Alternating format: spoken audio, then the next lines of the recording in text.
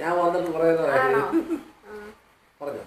ഞാൻ കുറെ കാര്യം പറയാനുണ്ട്. കാരണം ഇന്ന് രേണുവിന്റെ മാത്രം ഇന്റർവ്യൂ എടുത്തെടുത്തേ എല്ലാരും ഞങ്ങള് ഫാമിലി മൊത്തമായിട്ട് ഇപ്പൊ ആത്മഹത്യയുടെ വക്കില. ചേട്ടൻ ഞങ്ങൾക്ക് പറയാനുള്ളതും കൂടെ ഒന്ന് കേൾക്കണം. എന്റെ ചേച്ചി ഇറങ്ങി നടക്കാൻ പോലും വയ്യാത്ത രീതിയിൽ ഞങ്ങളെ തെരഞ്ഞെടുത്ത് എന്തോ മുൻ വൈരാഗ്യം പോലെ 2-3 എല്ലാരും അല്ല 2-3 യൂട്യൂബേഴ്സ്, ഒന്ന് അതുൽ ബ്ലോഗേഴ്സ് അറിയത്തില്ല.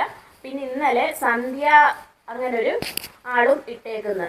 അപ്പൊ അതില് ചോദിക്കുന്നത് ഞാൻ എപ്പോഴാണ് ഇതൊക്കെ പറഞ്ഞിട്ടുള്ളൂ. ഞാൻ രേണുവിനെ പറ്റി മാത്രമേ പറഞ്ഞിട്ടുള്ളൂ. രേണുവിന്റെ ഈ സഹോദരനെ പറ്റിയിട്ടൊന്നും ഞാൻ പറഞ്ഞിട്ടില്ലെന്ന് പറയുന്നുണ്ട്. നിങ്ങൾ അതിൽ എന്ന് പറഞ്ഞ പുള്ളി അല്ലെങ്കിൽ വേറെ ഏത് യൂട്യൂബർ ആയിക്കോട്ടെ, നിങ്ങൾ ഒരാളെ വിമർശിക്കുമ്പോഴത്തേക്കും ആ ഒരു വിമർശനം കൊണ്ടിട്ട് അവർക്കത് മാറാൻ വേണ്ടി പറ്റണം. മനസ്സിലായില്ലേ? അതുമാത്രമല്ല, നിങ്ങൾ വിമർശിക്കുമ്പോഴത്തേക്കും ഇത് കാണുന്ന ജനങ്ങളുണ്ട്.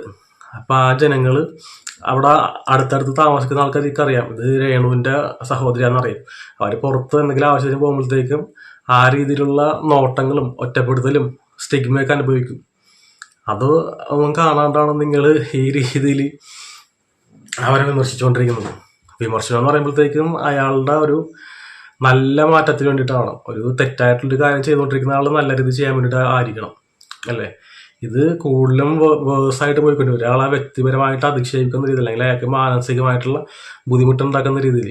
ഇനി ഞങ്ങളിൽ ആരെങ്കിലും ആത്മഹത്യ ചെയ്തിട്ടുണ്ടെങ്കിൽ ഇന്ന ആളുടെ പേരിലേക്കാണെന്ന് ചൂണ്ടിക്കാണിക്കുന്ന രീതിയിൽ വരെ എത്തിച്ചിട്ടുണ്ട്.